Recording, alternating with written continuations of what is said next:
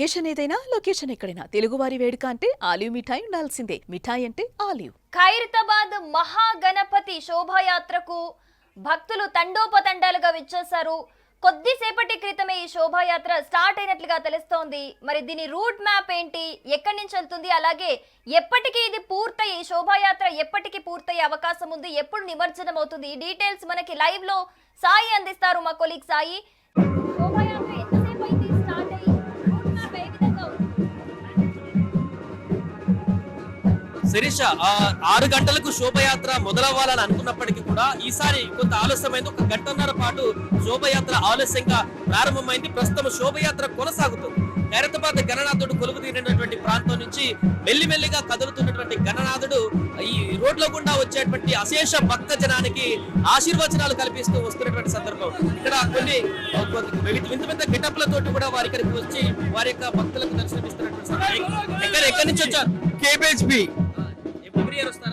నేను 2 దశాబ్దాల నుంచి వస్తున్నాను కళాకారుని, కానీ ఏ ప్రభుత్వం నన్ను గుర్తించలేదు. ఇప్పుడు గణేష్ ఉత్సవాలలో పార్టిసిపేట్ చేస్తున్నారు కదా, ఈసారి గణనాథుడు ఎట్లున్నాడు? చాలా బాగుంది. లాస్ట్ ఇయర్ నన్ను గణనాథుడిగా నేను గణేష్ వేషంలో వచ్చాను, మీరు బాగా కవర్ చేశారు. మీడియా వాళ్ళు అందరూ సపోర్ట్ చేస్తారు, కానీ ప్రభుత్వం మాత్రం సపోర్ట్ చేయదు. ఇప్పుడు ట్యాంక్ బండ్ వరకు వస్తారా మీరు? నేను 1 గంట ఉండి మళ్ళీ వేరే వేషంలో వస్తాను. చాలా బాగుంది. ఇలా వింత వింత వేషాలు వేసుకొని కూడా గణనాథుని నిమజ్జనాలకు కూడా విచ్చేస్తున్నటువంటి సందర్భం. ఫ్లెక్సీలు కూడా పెట్టుకొని రాహుల్ గారితో ఉన్నటువంటి ఫోటోలు కూడా పెడుతున్నారు. ఏదేమైనా కూడా టెలిఫోన్ భవన్ నుంచి శిరీష ఇక్కడి నుంచి ప్రారంభమైనటువంటి శోభయాత్ర అయితే ఈ 100 మీటర్ల పైన కదిలింది. భక్తులందరూ కూడా ఆల్రెడీ శోభయాత్రతో పాటు యాడ్ అయ్యారు కాబట్టి కొంత స్లోగా మూవ్ అవుతుంది.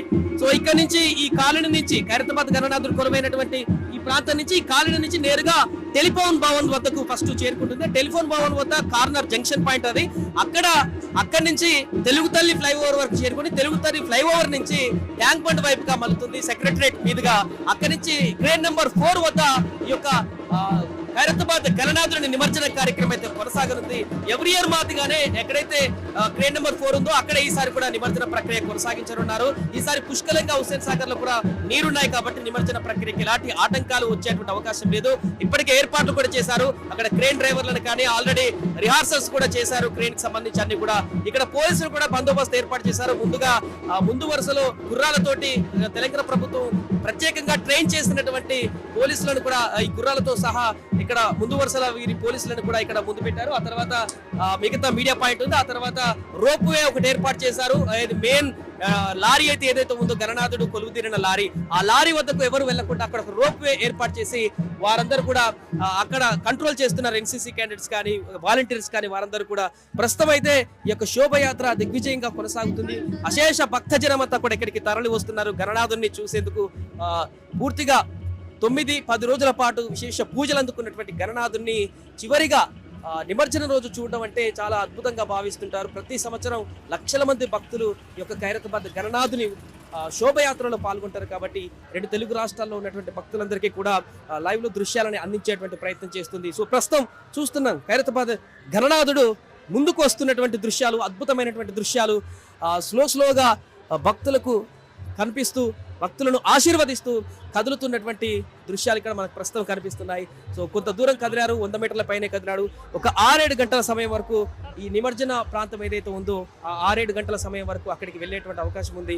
ఆ తర్వాత 1 గంట నుంచి 2 గంటల వరకు అని అనుకుంటున్నారు. ఈసారి 1 గంటన్నర ఆలస్యమైంది కాబట్టి 1 గంట అటు ఇటుగా ఈ నిమజ్జన ప్రక్రియ పూర్తయ్యేటువంటి అవకాశం ఉంది. ఏదేమైనా కూడా ఈ యొక్క నిమజ్జన కార్యక్రమాన్ని 2 తెలుగు రాష్ట్రాలతో పాటుగా మిగతా రాష్ట్రాల నుంచి కూడా పబ్లిక్ వస్తుంటారు. గత సంవత్సరం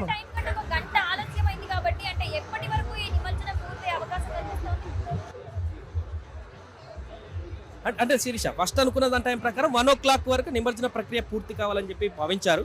బట్ ఒక 1.5 hour లేట్ అయింది కాబట్టి దానికంటే ముందే ఇంకా కొంచెం మూవింగ్ కొంచెం స్పీడ్ గానే కనిపిస్తుంది కాబట్టి అంతకంటే ముందు కూడా అయ్యేటువంటి అవకాశం ఉంది. బట్ శోభయాత్రలో భక్త జనాలు వస్తారు కాబట్టి ఆ మూవింగ్ అనేది ఆ టెలిఫోన్ భవన్ వద్దకు వెళ్ళాక కొంత స్లో అవుతుంది. ఆ విషయం కూడా చూసాం. ఎగ్జాక్ట్ గా ఒక 2-2:30 వరకు ఈ నిమజ్జనం పూర్తయ్యేటువంటి అవకాశం కనిపిస్తుంది శిరీష. ఏదేమైనా కూడా గత సంవత్సరం కంటే ఈ సంవత్సరం ఇంకెక్కువ భక్తులు ఇక్కడికి విచ్చేసినటువంటి పరిస్థితి మనకు కనిపిస్తుంది. కొంచెం ముందుకు వెళ్తే టెలిఫోన్ భవన్ దగ్గరికి వెళితే అక్కడ ఒక అద్భుతమైన దృశ్యాన్ని మనం చూడవచ్చు.